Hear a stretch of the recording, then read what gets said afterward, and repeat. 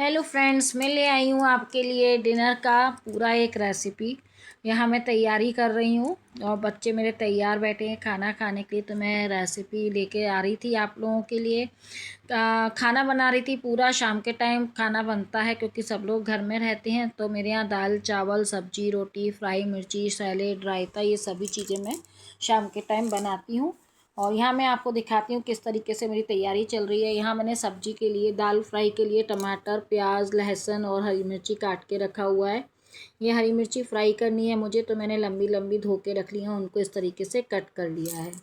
यहाँ मेरी दाल फ्राई हो रही है तो यहाँ पर मैंने कढ़ाई में घी गरम करके उसमें मैंने ये सारा मटेरियल मिक्स करके और इसको फ्राई कर लिया है। यहाँ मैं दाल डाल दी हूँ, उसमें फ्राई हो रही है। और हरा धनिया पत्ती ऊपर से मैं चॉप करके बारीक बारीक डालूंगी क्योंकि अच्छा लगता है। थोड़ा सा एक डेकोरेशन भी हो जाती है उसकी, और धनिया हमको खाना चाहिए कहीं ना कहीं। हर स्पाइसी चीज़ें जो हैं यूज़ करनी चाहिए, इनका कहीं ना कहीं हमारी शरीर में फ़ायदा होता है। तो अब मेरी यहाँ पे दाल फ्राई हो चुकी है और दाल को अब मैं शिफ्ट कर लूँगी दूसरे डोंगे में। उसके बाद फिर यहाँ पे मैं आपको दिखाती हूँ कि थोड़ा नमक मैं इसमें डालती हूँ कि बॉईल करते समय नमक मैं कम डालती हूँ, क्योंकि अगर कम होता है तो हम लोग डाल सकते हैं, अगर ज़्यादा हो जाता है तो उसका कोई ऑप्शन नहीं होता है। तो मैंने यहाँ पर नमक इसमें डाल दिया है। दाल मेरी तैयार हो चुकी है। चावल मैंने कुकर में तैयार करके रखे थे विसिल लगाने के लिए। अब मैंने चावल को कुकर को इंडक्शन पे रख दिया है। भिंडी मेरी वॉश करके रख दी थी ड्राई होने के लिए। भिंडी मैंने गोल गोल काटी और अब मैं उसको इसमें सब्जी बना रही हूँ। तो मैंने उसमें केवल जीरा डाला और हल्दी डाला और मैं भिंडी उसमें शिफ्ट कर दी हूँ कटी हुई।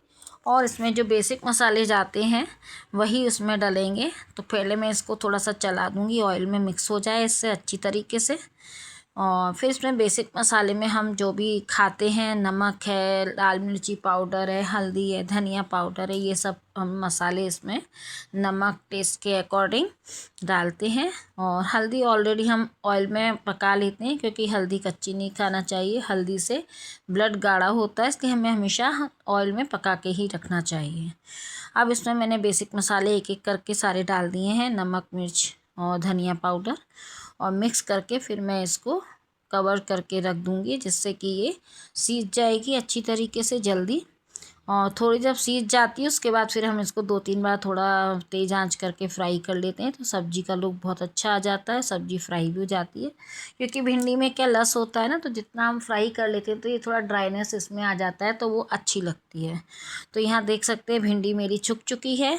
और अब मैंने इसको खोल कर देखा, 5 मिनट के बाद मेरी भिंडी की सब्ज़ी जो है तैयार हो गई है। मैंने उसको डोंगे में शिफ्ट कर लिया है। अब मैंने कढ़ाई को धोने के बाद इसमें जो मैंने चिली फ्राई करने के लिए काट के रखी थी उसको थोड़ा सा ऑयल डाल के हल्दी और नमक में ऑलरेडी मैं ये वाली चिली जो है फ्राई करूँगी।